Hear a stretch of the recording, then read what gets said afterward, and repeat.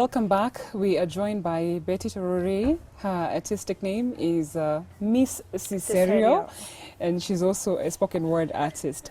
I wanted to come back to that in a short while, but I know that you did your Form 4. You got a C, which amazed you because everybody was saying that you're a D+ material. Yeah.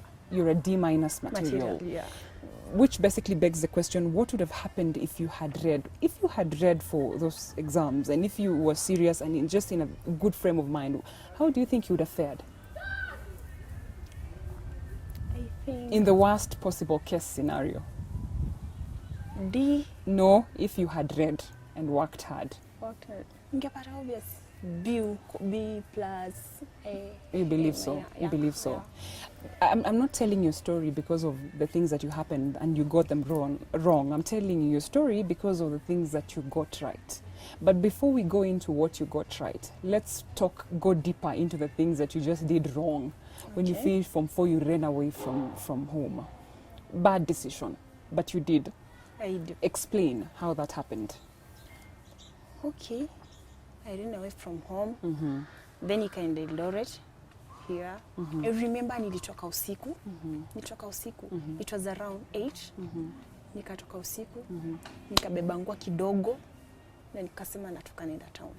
By that time sijui naenda kukaa wapi. Sijui naenda kulala wapi. Yaani sijui nitalipia nasema tu naenda kurenisha nyumba. Hata sijui ni wapi. Sikuwa nimejua Eldoret vizuri. Nikatoka home hiyo usiku. Kanyaga mgodi place inaitwa Flax. The following day nikalala place.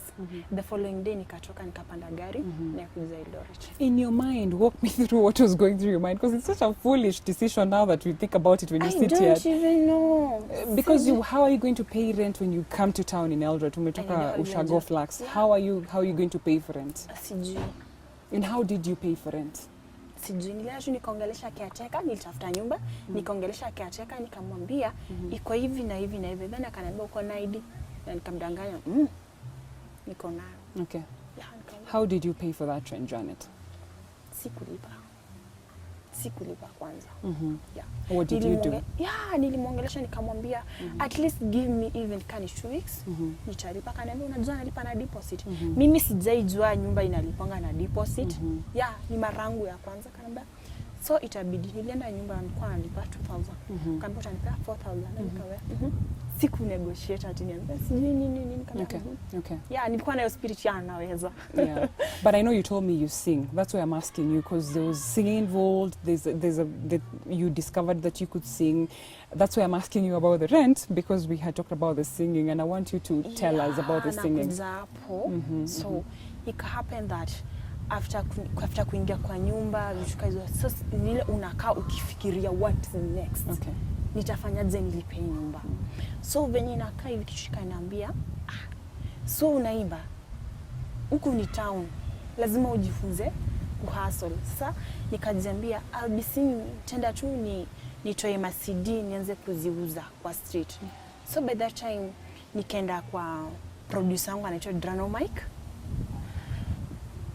Nilipelekwa na best yangu, sikuwa najua studio huko, nikapelekwa na best yangu, nilikutana tu na yeye. Akanipeleka Ultra, place inaitwa Ultra Studio.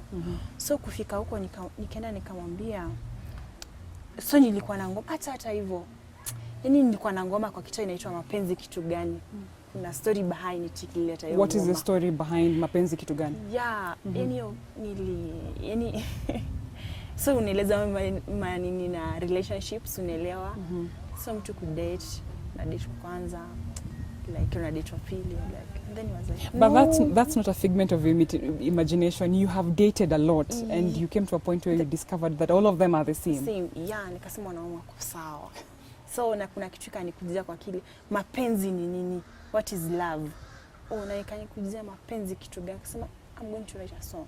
Mapenzi kitu gani? Na flow tu ikakuja hivyo, nikapelekwa studio na best yangu na Ultra, sikuwa najua. Nikapelekwa kufika pale nikakutana na producer na alikuwa anaitwa Drano Mike. So I was like, nataka nifanye ngoma, nikaenda tu direct to the point because aliniita okay, huo ni mimi. Nikamwambia sasa nitaanza nini? Nikasema sasa kaambia poa, kaambia mtakaje? Nikamwambia nataka nifanye ngoma na mimi sina pesa. akacheka akamwambia you serious, akaniambia unipe hiyo ngoma nisikie. So mimi nikamwimbia some parts, akapenda akasema msichana uko na sauti. Nikamwambia thank you. Akaniambia sio nitakusaidia. Nikamwambia tu nisaidie tu nifanye but nitalipa. Okay. Yeah, nitalipa baadaye. Akacheka alafu akaniambia what I will do, and then akataka kunijua zaidi. Unaona mtu kujipeleka hivyo you are young. Mimi nikashaka mimi nikaanza nikamwambia kidogo na nikamficha zingine. Akaniambia okay what I will do, because alikuwa na hiyo heart yako, nilimuona nikaa na light heart. Okay. Janet, I just want you to rush along it because I want to know if he actually agreed to do the song for you. Yeah, akakubali. Akakubali kunifanyia ngoma na Okay. nikatoa ngoma. Okay. After that nikaanza akanitengenezea masidi most, Alright. nikazitembeza Okay. street. So zile tu kwambia watu nisaidia kubai na watu wakazichukua. Unaona, How did that make you feel for the first time in your life, making money for yourself that is not your auntie giving you, it's not your uncle giving you, it's not like you're asking for pocket money, that is your own money that you have earned? How did that make you feel? Yeah, nilifeel poa.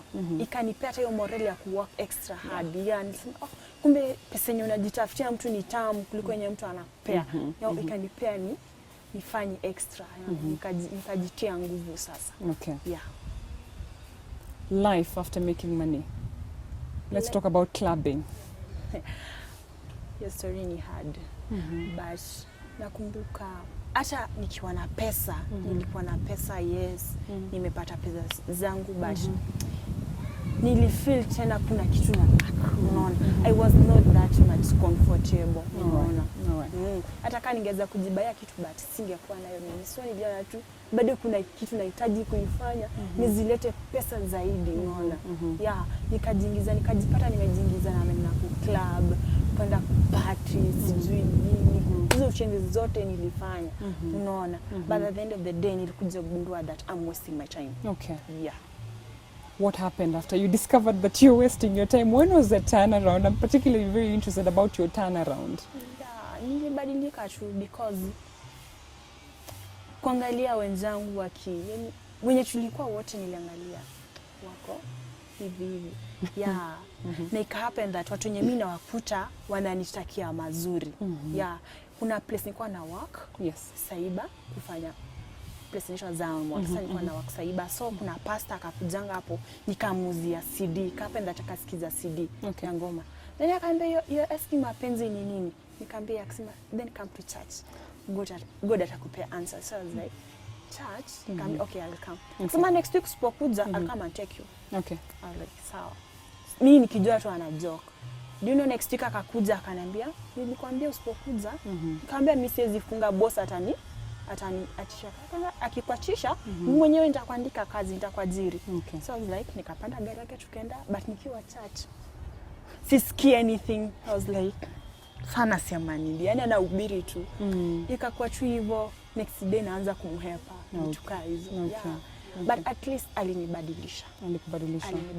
Do you think that when you met him now, things started becoming different for you, and you started realizing that you need to find yourself, and you found yourself? You talked about greatness with me.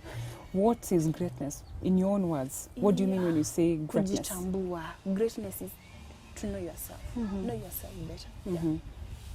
It's good to know yourself because ukijitambua utajua ni nini unahitaji kwa maisha. Unaona, ni nini unataka kule mbele. Unaona, yeah, na utaanza kuachana na vitu hivi because umejijua, umejielewa wewe ni nani. And apart from greatness, I can say hata kama niko na greatness and I don't have God, hakuna mali nitaenda.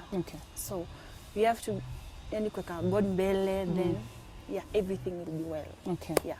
You also do spoken word. How did this come about? Have you always done spoken word even in school, or is it something that you stumbled upon? How did this become part of your life?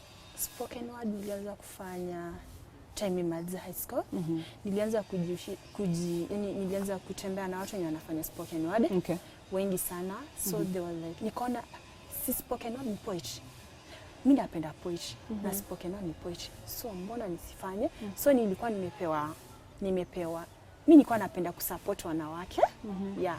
Hata nikiwa yani venye nilianza kujijua nikaanza kujua tuko na hiyo yani we have powers. Yeah, we can change the world. So nikaanza kusupport wanawake, nikafanya spoken word inaitwa Strength of a Woman. Okay. Strength of a Woman ilinipeleka hadi Churchill Row. Okay. Yeah, actually I performed there. When was this, when you were going to Churchill Row? When was this? It was last year, Dek. Okay. Yeah. How was your experience at Churchill Row? Tell us, share. Churchill Row, well, ni welcome poa, but at least tuko, I can say, yeah, ilikuwa tu poa. Ilikuwa tu poa. Yeah. Were you excited? A lot of people would want to be on Churchill Row. A lot of artists would want to be on Churchill Row. Janet, ukukuwa excited? Ilikuwa tu poa. Yeah, I was excited. Yes. But kuna kitu moja nilienda nika learn. Yes, yes. Nilikuwa excited. Apart from being excited, nilienda nikafika huko, then nikaona I have to work extra hard. Yeah. Watu kwa walali, watu kwa wako tough. Yes. People walali wako tough. Yeah. The world is very competitive. Yeah. So was it a one-time experience? Was it something that you would want to do again? Where does that again? You'd want to do it again? Yeah. Are you working towards that? What are you doing to make sure that you featured again? At least I'm working on 2 poetries right Okay. now. Okay. Nilipewa 2 actually, but sijaimaliza. Yeah, but Okay. I'm trying to do it. All right. Let's talk about your music. Music. What kind of music are you doing? Would you classify it as gospel, as motivational, as secular? What is the kind of music that you're doing? I can say motivational songs actually. Okay. Yeah. We do motivational songs. Okay. Is there, you've talked about Mapenzi Kitu Gani for a while now. Would you want to do a chorus for us right now, Mapenzi Kitu Gani? Because you're very passionate about it. You think it's coming from having a series of boyfriends, so it's about your experiences and what these relationships did to you. Would you sing probably a chorus to us? Okay. All right. Go ahead. Mapenzi, mapenzi, ni kitu gani? Mapenzi, mapenzi, mbona sielewi? Kwa sababu kwangu mimi yanichanganya, kwa sababu kwangu mimi yanichanganya. Na mapenzi ni kitu gani? Na mapenzi ni kitu gani? All right. I wish I could hear that on beats. I really wish do you have a video? Have you done a video for this song? No. Have you shot a video, or is it's just in audio? Audio. It's just in audio. Yeah. As you move forward, you are a total sum of your experiences. That's what they say. We are a total sum of your experiences. And I think we were having that discussion.